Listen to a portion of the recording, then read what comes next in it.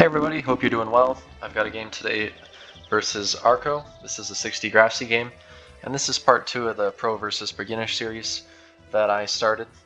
And yeah, I'm just going to go through this game, and the focus of this video is going to be analyzing beginner mistakes. And here I'm going to use a Pixies book, but this is going to be Pixies post-nerf. So now, instead of 100 health, they have 50 health.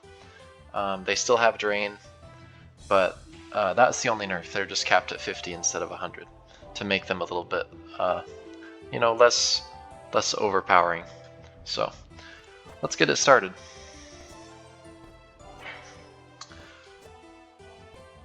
So Arco is a new viewer and subscriber to my channel. Reached out to me because he saw some of my videos and wanted to get a few games, and so we decided to play. And at this point I don't really know what his book is, right? Especially since, I don't even know who this guy is. This is my first game playing him, I think, and so, it's completely up in the air as to what he has in his book. Now what I'm trying to do here is get up on his tower so I can glide all the way over, and as you do in Pixie books on turn 2, you want to try to run away and summon Pixies in a tricky spot where it's difficult for the opponent to kill them, and your opponent has to kill them pretty much in this position. So he's got glide up. What he should do is go up to that top area of the mud and then come over and drain them. Instead, I think he runs out of time maneuvering with glide, which can be tricky. If you're new to the game and you're using glide, it's hard. And I've sunk myself, just going to the side or accidentally activating glide when I wanted to deactivate it.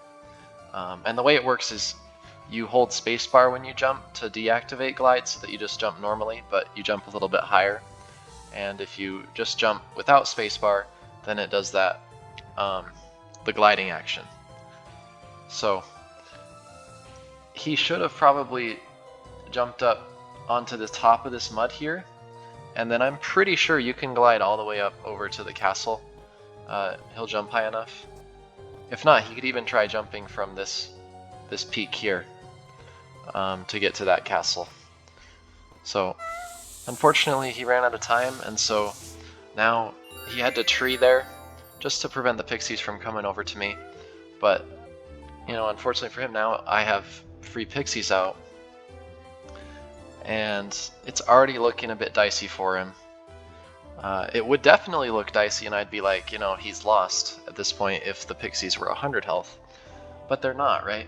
So, and there, it's interesting, he uses Prot, which is not a bad move, it's a fine move. But I thought, he had Glide. Typically, if you have Glide, you don't have Prot. Because if you have Prot, most of the time you have Flight with it. Because Flight and Protection Shield are just like really synergistic spells, they go well together. So, I'm thinking, okay, does he have Flight and Glide? Just something to think about. I wanted to jump over that tree, and then maybe Ice Shield, like get up on this tree right here and then Ice Shield to keep him in, and then maybe summon a Pegasus. But unfortunately I clipped the side there. I think you might be able to jump over that if it was a dead tree, but if it's live, it doesn't. I don't know. Because I recall being able to jump over that gap there without hitting the top when the tree is dead. So, kind of interesting, but nonetheless, it's not a game-losing move. I just got stunned, so I tower, and he does a nice Ice Shield here to trap me, and then summons the DK. But unfortunately, I can just MB stuff, and you notice that even that Mega on the tower, it didn't really go near the Dark Knight, but it still did 100. So, also just a subtle thing here. I think he maybe panicked a little bit because he was like, oh, like my DK is dead, oh no, what do I do? So you want to just take your time and ensure that you get this BFTP right, because if he does, that's a flash, and I'm off the map. But since he didn't quite get that right, you see that pixel there, then he actually fails this, and I'm able to get some more momentum. So what would I do instead here? You know, the focus of this video was to analyze beginner mistakes, so probably just tree, right? You know, don't try anything fancy, just tree me, and maybe at some point try to kill the swarm. It's not that imperative now, since the Pixies are still trapped on this right side of the map, but I would say I'd probably tree me, and then just don't give me an opportunity to free the Pixies. Or if I do, then, you know, you can deal with them. So I'm gonna go up here, activate glide, and flash, because I've got so much map control, so many minions, right? That I want to open up the space so that he has to deal with all these threats, right? He decides to just tree me here, which is a fine play. Again, you can't really do much about the Pixies at this very moment. And they're not actually, you know, hugely threatening for him, because he's flighted and he's prodded, and, you know, I can't trap him that easily. But what I can do is trap his Pegasus.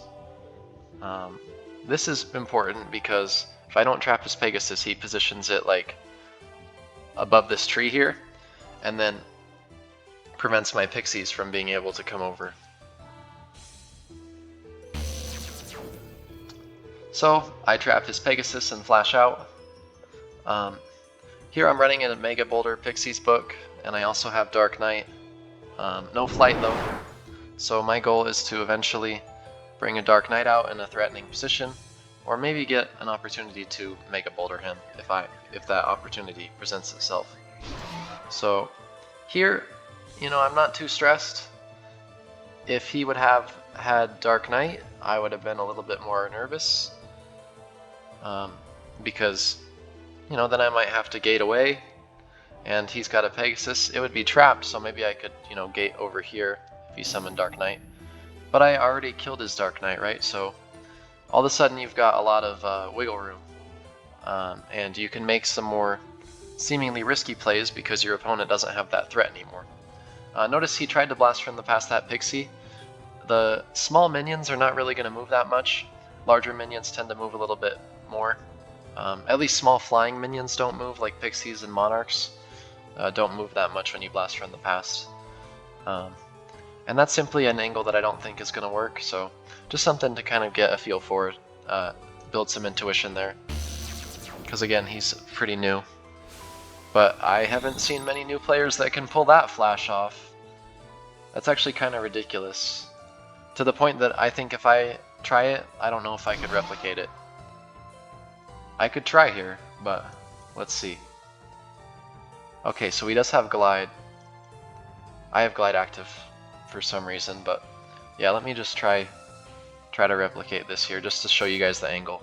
I have this in my flash tutorial as well, but I think you just hug him here, right? Hug the player, and then just flash like this. You don't extend, because if you extend, the player's not going to move at all. But maybe something like this. No, even that doesn't work. So let's unpack this and see if I can get the angle. That was a really surprising move. I didn't even expect him to attempt that at all, but he crushed it. So do I like aim it a little bit lower so that it pops the player up? Maybe near the chest? Ah, there we go. Yeah, that's just disgusting, because it's something that, like, you know, new players, even veterans, like, will not typically see that play. That's a play that you might see. You might be like, oh, this is flashable. But, like, does the player have the balls to attempt that? No. In most cases, they don't. But this guy's like, yo, I'm about to get featured on his YouTube channel. Let me just whip this out. And he absolutely destroys. I mean, I just showed you guys there's an easy way to mess that up. Really easy. And, you know, you just have to intuitively know, oh, the flash destroys the land and then flings the player. So I can actually destroy the tree, and then fling my opponent off the map. So really cool play by him, and then he's able to gain a tempo and kill my swarm, which is fantastic for him. And honestly, I really only have one minion to his Pegasus, because I have to keep these two Pixies trapping his Pegasus, just to limit his control. And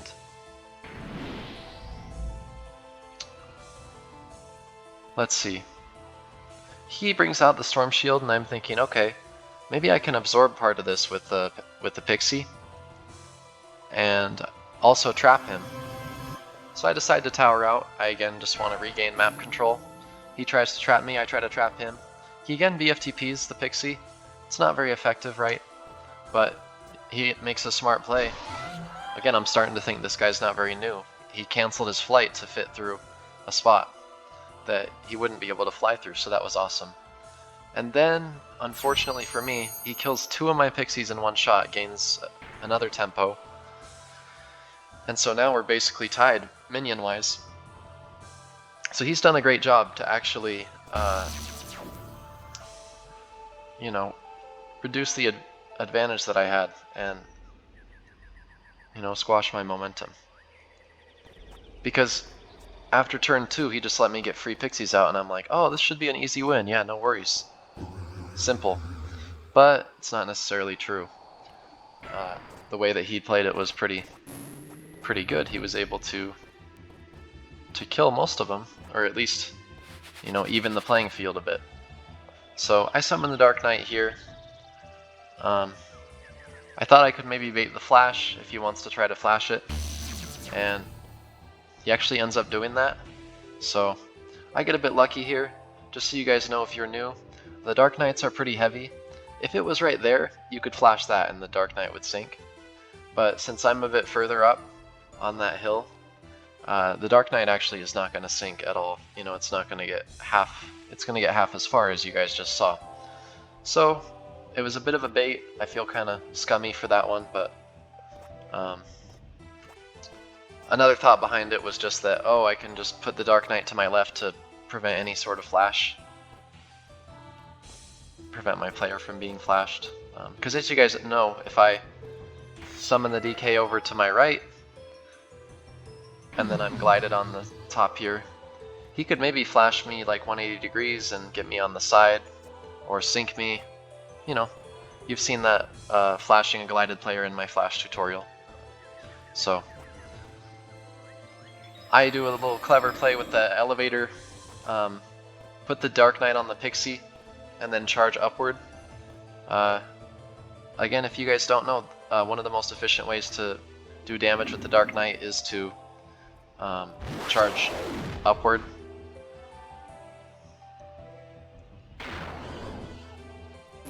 And I can actually show you guys at the end of this game exactly like where I aim that charge and how that works. So he makes a good play here to glide and then kill the Dark Knight, eliminate the threat. Unfortunately for him, I'm able to squeeze through this tree here, get out, and Mega Boulder stuff him for 100 damage. And that ends the game. So, a very interesting game. Lots to learn from the beginner mistakes. Again, not like a perfect game, but the point of these matches, me versus a kind of new player, a viewer, is to just kind of teach you guys, you know, analyze some mistakes and think about, okay, what could have been a move that would have been a lot better in that position? Because I know I struggle with, like, oh, I make a mistake and think about, okay, what could be better? Sometimes it's hard to kind of visualize that. So, alright, I wanted to look at the DK ladder and just show you guys like where I aim it. So, let's just let me set up the ladder real quick. And forgot to mention too, I was thinking, oh, I'm gonna stand here and then I won't be flashable, but it's a little bit open. It's possible that he could flash me from that area. So I ultimately decide, okay, I'm gonna go to the left here and go into this cubby, which is not flashable at all. So I'm gonna take control here. And it's interesting that when you take control, it activates my glide. Also, the reason I don't have the book, this is just a book that I had loaded in the game, and so it brings that book with me. But I'm just controlling a minion, so it doesn't matter. Hey everyone, just wanted to let you guys know that about 25% of you all are subscribed to the channel, and the rest are not subscribed, so please like and subscribe if you guys enjoy this content. I'd love to reach more players, new players, veterans, whoever maybe just wants to relax and enjoy some great Arcanist content, or people who might just be returning to the game, who may just want to learn a bit more about the meta and how the game has changed over the years. So, alright, we're going to head back to the video. Thanks so much. So, you just get up close to him and basically aim directly upward.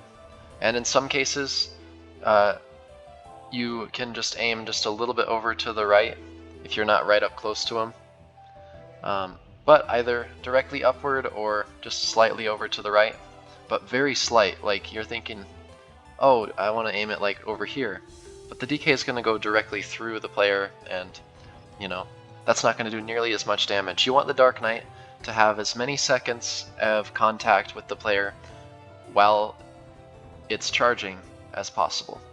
So again, when I charge, I want the Dark Knight's charge to make contact with the player for as long as possible, and that'll do the most damage.